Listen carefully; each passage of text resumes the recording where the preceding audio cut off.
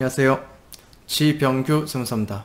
자, 오늘은 부동산 매매 개인 사업자의 투자 수익을 사례를 통해서 분석해 보고자 합니다. 자, 책은 208페이지입니다. 자, 개인 같은 경우는 사업자가 아니기 때문에 부가세를 고려할 필요 없어요. 근데 부동산 매매 개인 사업자는 사업자이기 때문에 국민주택 규모를 초과하는 주택을 양도하게 된다고 하면은 건물 부분에 대해서는 부가세가 붙어요. 따라서 부가세를 고려를 하셔야 돼요. 자, 첫 번째 사례 볼게요. 자, 사례는 계속해서 봐왔던 사례예요. 동일하게 숫자가 적혀 있고요. 자, 4번 기타 볼게요. 국민주택 규모 이하다. 국민주택 규모 이하는 면세이기 때문에 부가세를 고려하지 않아도 돼요. 자, 중과 대상 지역 밖에 소재한다. 중과 대상 지역 밖에 소재한다. 그러면 나는 개인 사업자이기 때문에 확정 신고를 할 때 비교과세를 해야 되는데 중과 대상 지역 밖에 있다고 하면은 비교과세를 하지 않아도 된다는 거잖아요. 따라서 종합소득세 계산 구조로 산출세액을 계산하시면 되는 거예요. 자, 산출세 계산해 볼게요. 종합소득세 계산 구조예요. 자, 수익금액이 5억 원이고요. 취득가액이 3억 원이고요. 필요경비는 종합소득세 계산 구조이기 때문에 필요경비는 사업 관련된 모든 필요경비가 다 들어가죠. 그래서 6천만 원이 그대로 들어갑니다. 그러면 소득금액 나오고 과세표준 나오고 여기에 세율은 기본세율이 적용되겠죠. 그래서 기본세율을 구하면은 산출세액이 나와요. 자, 그러면 세전 이익을 보면은 양도가액이 5억 원이고 취득가액 3억 원이고 내가 든 경비가 6억 원이기 때문에 세전 이익을 구하면 1억 4천이에요. 1억 4천인데 여기에서 내가 세금을 낸 거를 뺀 세후 이익이 나의 순수한 투자 수익으로 볼 수 있겠죠. 자, 세금 볼게요. 종합소득세가 아까 3,410만원 나왔고요. 여기에서 10%가 지방소득세로 붙게 되죠. 그럼 전체적인 세금은 3,751만원이에요. 세전 이익을 100%로 봤을 때 세금을 27% 내고 나머지가 73%가 세후 이익으로 나에게 남는 소득이 되겠죠. 자, 두 번째 사례 볼게요. 4번 볼게요. 국민주택 규모를 초과한다. 국민주택 규모를 초과하면은 건물분에 대해서는 부가세를 납부해야 된다 라고 생각하시면 되고요. 중과 대상 지역 밖이다. 그러면 비교과세를 하지 않으니까 종합소득세 계산 구조로 산출세액을 계산한다 라고 생각하시면 돼요. 자, 그럼 부가세 한번 볼게요. 양도가액을 기준시가로 안분한 결과 건물과 토지가 44대 56%로 안분됐대요. 그럼 양도가액이 5억 원이니까 5억 원 곱하기 44%면 건물에 대한 양도가액이죠. 그럼 2억 2천이 되네요. 그 2억 2천에는 부가세가 포함됐다고 봐야 되는 거죠. 그럼 부가세만 발라내면 부가세가 2천만 원인 거죠. 자, 이제 산출세 구해 볼게요. 이게 중과가 안 되기 때문에 종합소득세 계산 구조로 산출세액을 구하면 돼요. 자, 5억 수익금액 5억이고요. 취득가액 3억이고 필요경비 6천만 원 그대로 적용이 되고요. 소득금액 1억 4천 되고 기본세를 적용하면 3,410만 원 나오고요. 자, 세전이익은 1억 4천이에요. 1억 4천이고 세금 납부하는 거 구해보면 종합소득세가 3,410만 원 여기에 대한 10%가 지방소득세로 붙고요. 그리고 부가세, 건물에 대한 부가세가 2천만 원을 더 납부하게 됩니다. 그럼 전체적으로 세금은 5,751만 원을 납부하게 돼요. 자, 세전이익을 100%로 봤을 때 세금은 41%가 되고 세후이익, 나에게 남는 세후이익은 59%가 됩니다. 아까보다 줄었죠. 준 이유는 부가세 때문에 그런 거예요. 자, 이번에 사례 볼게요. 자, 4번 볼게요. 국민주택 규모 이하다. 그럼 부가세를 고려하지 않아도 된다는 거고요. 이번에는 2주택 중과 대상이에요. 자, 2주택 중과 대상이다. 부동산 매매 개인 사업자가 중과되는 주택을 팔게 되면은 확정 신고할 때 비교과세를 당하게 돼요. 자, 비교과세는 종합소득세로 계산한 것과 양도소득세로 계산한 것 중 둘 중에 큰 거를 산출세액으로 적용한다는 거죠.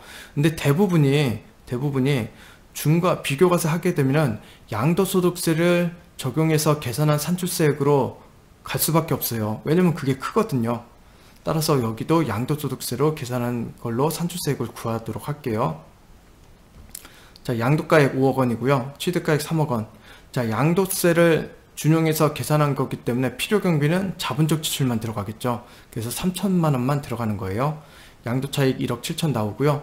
장기보유 특별공제, 이게 조정 대상 지역이라고 했으니까 장기보유 특별공제가 적용되지 않겠죠. 자, 소득금액 나오고 기본공제 250만원 적용하고, 세율은 이게 기본공제 플러스 지금 보시면은 조정 대상 지역이고 2주택이라겠죠. 따라서 기본세율 플러스 10%가 가산된 48% 세율이 적용되겠네요. 그래서 구하면은 산출세액이 6,100만원 나와요. 자, 세전이익은 1억 4천으로 동일하고요. 세금 보면 양도세가 6,100만원 나오고 지방소득세가 610만원, 양도소득세로 계산한 거에 10%죠. 그리고 종합적으로 세금은 6,710만원이에요. 그럼 세전이익을 100%로 봤을 때 세금이 48% 차지하고요. 세후이익, 나에게 순수하게 남는 거는 52%라고 보시면 됩니다. 자, 2번 사례 볼게요. 자, 기타 볼게요. 국민주택 규모를 초과한다. 그럼 부가세가 납부를 해야 되는구나 라고 생각하시면 되고요. 아까하고 동일하기 때문에 부가세는 2천만원이라고 보시면 됩니다. 자, 2주택 중과 대상이다. 비교과세를 당하는구나. 비교과세를 당해도 양도소득세를 준용하여 계산한 산출세액으로 계산하게 된다라고 생각하시면 돼요. 자, 산출세액 구해볼게요. 좀 전에 구했던 거하고 동일하죠. 5억원, 양도가액이 5억원이고 취득가액 3억 들어가고 필요경비는 3천만원만 들어가요. 양도세를 준용해서 계산하기 때문에. 쭉 달라지는 거는 없죠. 달라지는 거 없어요. 이전에 봤던 거하고 동일하죠. 그래서 산출세액 6,100만원 나오고요. 자, 세금 부분에서 달라지죠. 이게 국민주택 규모를 초과하기 때문에 건물 부분에 대해서는 부가세를 납부를 해야 돼요. 그래서 부가세가 2천만원이 추가로 더 납부하게 됩니다. 그럼 전체적인 세금은 8,710만원이에요. 그럼 세전이익을 100% 봤을 때 세금은 62%. 너무 많이 내죠. 부가가치세이고 이게 중과되기 때문에 그래요. 그러면 순수하게 남는 세후이익은 나에게는 38% 정도 적용이 된다라고 보시면 돼요. 자, 다음 사례 볼게요. 이번은 달라지는 게 국민주택 규모 이하고요. 그럼 부가세는 고려할 필요가 없다는 거고요. 3주택이에요. 3주택 중과예요. 중과되기 때문에 비교과세를 적용받는다. 비교과세를 적용해봤자 양도소득세 계산 구조로 계산한 산출세액을 적용할 수밖에 없다. 자, 3주택이기 때문에 세율은 기본세율 플러스 20% 세율이 적용된다 라고 생각하시고 계산을 해볼게요. 자, 양도가액은 5억, 취득가액 3억, 필요경비는 3천만원 돼요. 왜냐면 양도세를 준용해서 계산하기 때문에. 장특공제, 조정대상 지역이기 때문에 적용이 안 되고요. 자, 세율이 기본세율 플러스 20% 세율이죠. 따라서 58% 세율이 적용돼서 산출세액은 7,775만원이 나옵니다. 자, 세전이익 달라질 거 없고요. 자, 세금 보면은 지방소득세까지 고려하면 전체적으로 8,552만 5천원이 나와요. 자, 그러면 세전이익을 100%로 봤을 때 세금으로 납부하는 게 61%고요. 세후이익, 나에게 순수하게 남는 건 39% 정도가 되겠네요. 다음 사례 볼게요. 자, 이번에 달라지는 거는 국민주택 규모 초과주택이에요. 그럼 건물분에 대해서 나는 부가세를 납부해야 된다. 부가세 계산하면 2천만원이에요. 자, 3주택 중과 대상이다. 비교과세 당하고 당해봤자 양도소득세 계산구조로 산출세액을 계산해야 된다 라고 생각하시면 되고요.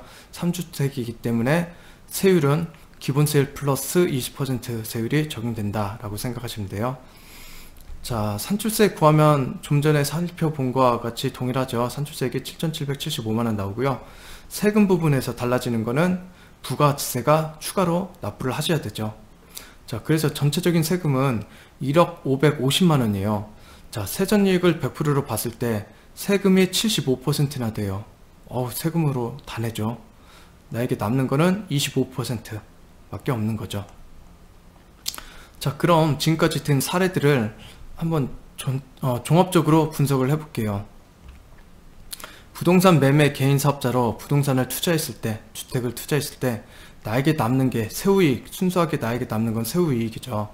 자, 그러면은 세후이익의 가장 큰 거는 일반과세, 조정 대상 지역이 아닌 지역에서 주택을 사서 투자했을 때죠. 그리고 국민주택 규모 이하일 때, 자, 부가세가 없는 거죠.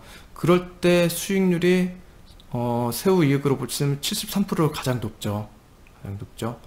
자, 그리고 가장 낮은 거는 비교과세 당하는 거죠. 조정 대상 지역 3주택일 때 비교과세 당하는 거고요.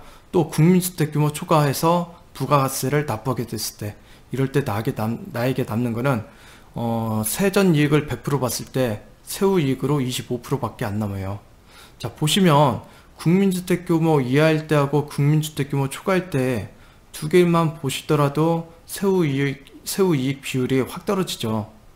따라서 부동산 매매 개인 사업자들은 국민주택 규모 초과 주택을 투자를 해야 될지 이건 신중히 생각하셔야 될 것 같아요.